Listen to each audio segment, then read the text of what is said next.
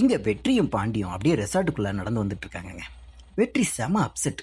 டேய் பாண்டி, நேற்று ஐஸுக்கிட்ட பேசலாம் போனேன்டா. ஆனால் நடுவில் அந்த விக்கி பையன் இருக்கான்ல, பூந்து ஓவரா சீன் போட்டான். மனசே கஷ்டமாக இருக்குது அப்படின்னு சொல்லி ஃபீல் பண்ணேன். பாண்டி உடனே அவன் கொஞ்ச நாள் அடங்கியிருந்தான், திரும்பவும் ஆரம்பிச்சிட்டானா, இரு ஏதாச்சும் பண்ணுவோம் அப்படின்னு சொல்லி பிளான் போடுறாங்க. அப்போன்னு பார்த்து அங்கே தங்கி இருக்கிற மியூசிக் டைரக்டர் ஷிபுவோட அசிஸ்டன்ட் வெளியே வந்து பயங்கரமாக கத்துறாருங்க. டேய் என்னடா டீ போட்டு வச்சிருக்கீங்க, இதை குடிச்சா எவனாச்சும் உங்க ரெசார்ட்டில் காசு கொடுத்து பிரேக்ஃபாஸ்ட் வாங்குவானா அப்படிங்கிற மாதிரி பேசுகிறான். இவங்க ரெண்டு பேருமே முழிக்க கரெக்டாக என்ட்ரி தராருங்க மியூசிக் டைரக்டர் ஷிபு.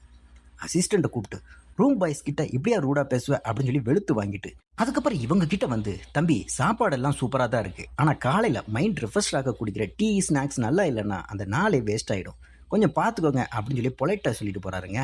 அடுத்த சீன்லே ரியா, மதன், ராஜன் 3 பேருமே அங்கே உட்காந்து ரொம்ப சோகமாக இருக்காங்க.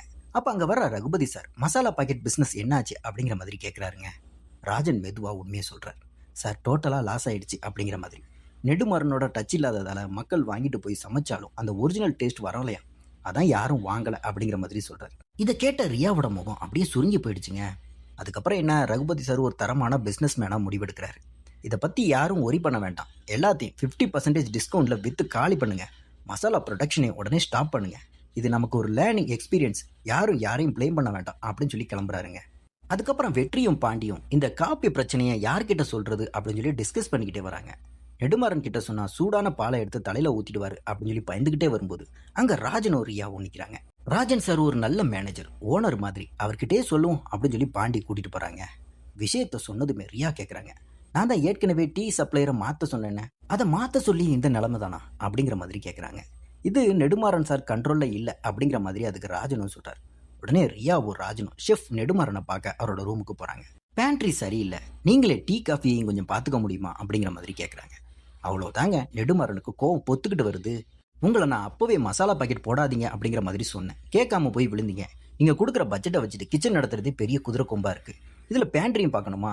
நான் 4-5 மாதத்துக்கு முன்னாடியே சொல்லிட்டேன், என்னால் முடியாது, உங்கள் பட்ஜெட்டுக்கு யாரை வச்சு நடத்த முடியுமோ அவங்கள வச்சு நடத்துங்க அப்படிங்கிற மாதிரி மூஞ்சில் அடித்த மாதிரி பேசி வெளியே அனுப்புகிறாருங்க.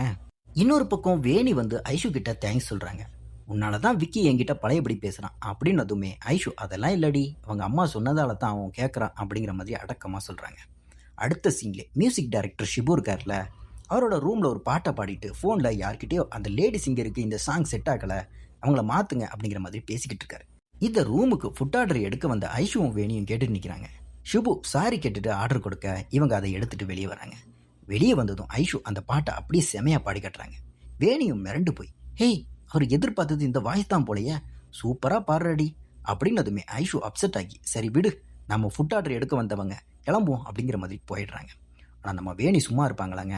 ஃப்ரெண்டுக்காக நேராக ஷிபுவோட அசிஸ்டன்ட் கிட்ட போய், என் ஃப்ரெண்டு நல்லா பாடுவா, ஒரே ஒரு சான்ஸ் கொடுங்க அப்படிங்கிற மாதிரி கேட்குறாங்க.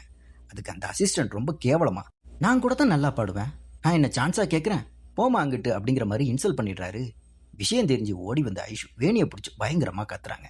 எங்கள் அப்பாவை பற்றி தெரிஞ்சும் ஏன் தேவையில்லாத வேலையை பார்க்குறேன், நான் உங்ககிட்ட ஹெல்ப் கேட்டேனா அப்படிங்கிற மாதிரி கோவப்பட அப்புறம் 2 பேருமே மாற்றி மாற்றி சாரி கேட்டுக்கிறாங்க. இதை தூரத்தில் இருந்து பார்த்த நம்ம வெற்றியும் பாண்டியும் பேசிக்கிறாங்க. வெற்றி சொல்கிறான், எப்படியாச்சும் ஐஷு கிட்ட மன்னிப்பு கேட்டு நார்மல் ஆகணும்டா அப்படிங்கிற மாதிரி, இந்த சண்டையை வச்சுக்கிட்டே இருக்க முடியல அப்படின்னு. பாண்டி உடனே ஒரு ஐடியா கொடுக்குறாங்க, நாம் அவளுக்கு ஒரு ஹெல்ப் பண்ணுவோம், அந்த மியூசிக் டைரக்டர் கிட்ட அவளுக்காக சான்ஸ் கேட்போம் அப்படிங்கிற மாதிரி சொல்கிறான். வெற்றிக்கும் இந்த ஐடியா பிடிச்சு போகுதுங்க. ஆமாடா, அந்த தருதலை அசிஸ்டண்ட்டை தாண்டி நம்ம டேரெக்டாக மியூசிக் டைரக்டர் ஷிபு கிட்டே சான்ஸ் கேட்போம், அது ஐஷுக்கு பெரிய ஹெல்ப்பாக இருக்கும் அப்படின்னு சொல்லி 2 பேருமே மாசாக பிளான் போடுறதோட இந்த எபிசோட இங்கே முடிக்கிறாங்க.